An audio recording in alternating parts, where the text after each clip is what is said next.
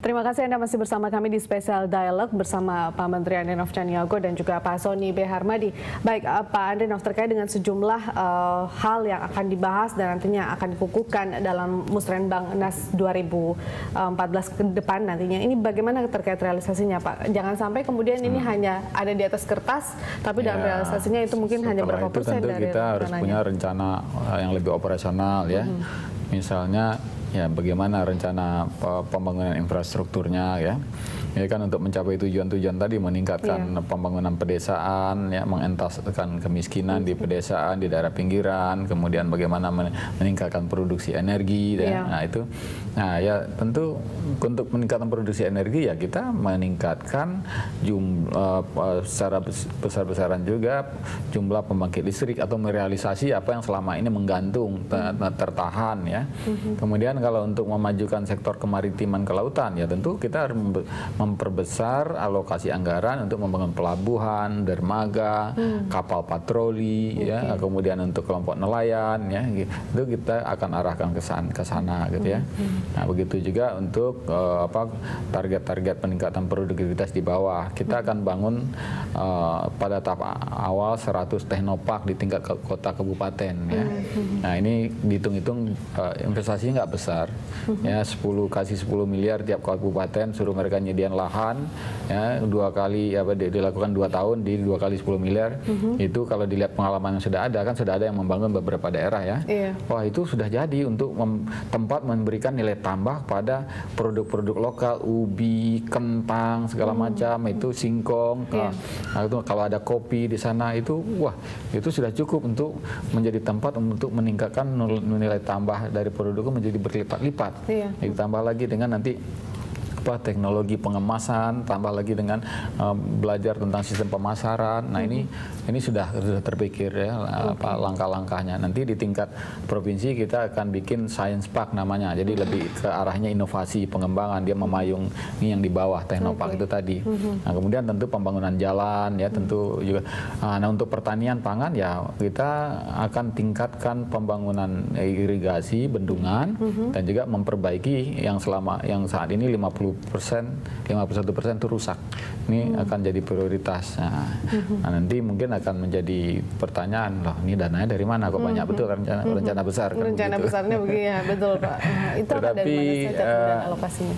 Presiden dan kita semua optimis ya, peluang itu ternyata masih ada ya, walaupun sekarang ini ruang fiskalnya sempit untuk belanja infrastruktur, tetapi pertama kita sudah mengalihkan secara tepat alokasi subsidi BBM. Ya.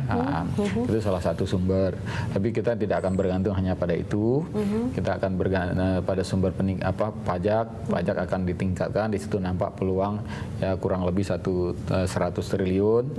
Kemudian kita akan efisiensikan belanja perjalanan dinas misalnya, yang totalnya di APBN kita itu bisa 45 triliun per tahun. Nah, itu kita pemerintah akan meng-cut menjadi kurang lebih separuhnya. Jadi itu akan dikurangi, lumayan dapat 20 triliun kan. Nah, untuk bisa ya, wow, itu kalau 20 triliun karena itu buat bendungan lumayan, bisa yang besar bisa tiga bendungan. Itu bisa signifikan peningkatan produksi pertanian gitu. Nah, ada lagi sumber lain yaitu efisiensi belanja pengadaan barang dan jasa. Ini sedang kita siapkan supaya pengadaan barang dan jasa itu mau dimasukkan semua ke dalam sistem yang dikelola oleh KPP, Lembaga Kebijakan Pengadaan Barang Pemerintah. Di sini potensi efisiensinya sekurang-kurang 10%. Itu udah sangat moderat itu. Nah, total belanja barang pemerintah ini itu 820 triliun. Bayangkan kalau 10%, 80 triliun potensi kita bisa memisahkan untuk membelanjakan untuk keperluan lain. Dan itu sebenarnya kalau digunakan secara optimal itu bisa ya Pak? Itu bisa. Lihat aja kalau kita kumpulkan yang tadi itu luar biasa. Potensi yang terlihat dan itu masuk akal. Saya ke Pak Sony dulu, Pak Menteri. Baik, Pak Sony, ada beberapa hal kemudian yang disampaikan tadi Pak Menteri terkait juga termasuk pendanaan. Tapi kemudian yang menjadi kendala nantinya mungkin akan banyak ya, apalagi ini penyesuaian dengan kultur masyarakat kita yang memang berbeda sebelumnya. salah satu yang menjadi masalah juga kadang seperti lahan misalnya. Apakah kemudian di daerah-daerah tertentu, mungkin kalau di Jawa lahan memang masih sangat sulit, tapi kan tadi prioritasnya sudah beda, fokusnya ke beberapa daerah-daerah lain. Apakah itu juga masih akan menjadi kendala begitu Pak Sony?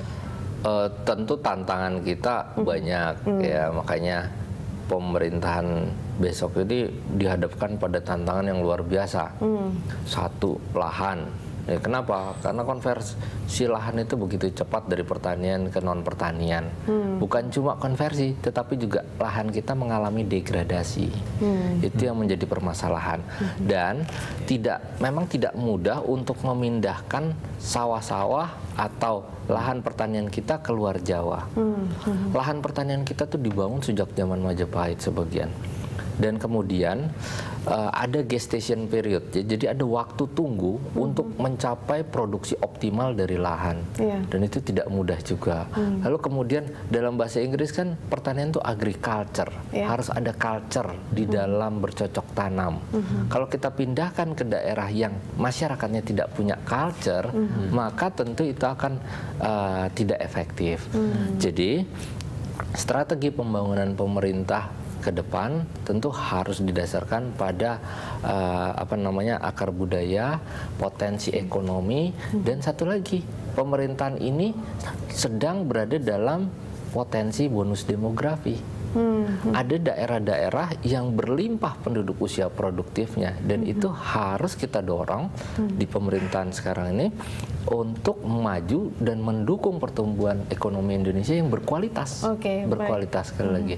Jadi PR kita memang ke depan banyak ya, terutama di Indonesia Timur tentunya penggunaan lahan juga menjadi tidak mudah juga. Baik, kita akan bahas PR besar tersebut di segmen berikutnya, begitupun juga bersama Pak Andre Nov. Pemirsa tetaplah bersama kami di Special Dialogue.